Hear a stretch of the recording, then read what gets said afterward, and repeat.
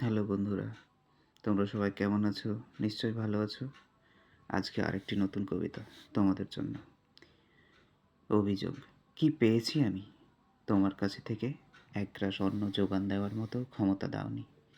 তবে কি দিয়েছো শুনি? শুধু গ্লানি, বিষের বোঝা, যা বয়ে নিয়ে বেড়াতে হবে সারাটা জীবন।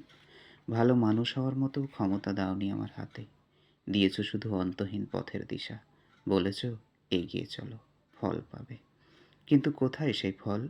তবুও আশা নিয়ে চলেছি পথে। এই পথ রয়ে যাবে, চলে যেতে হবে সব কিছু ছেড়ে। ফল আর পাওয়া যাবে না।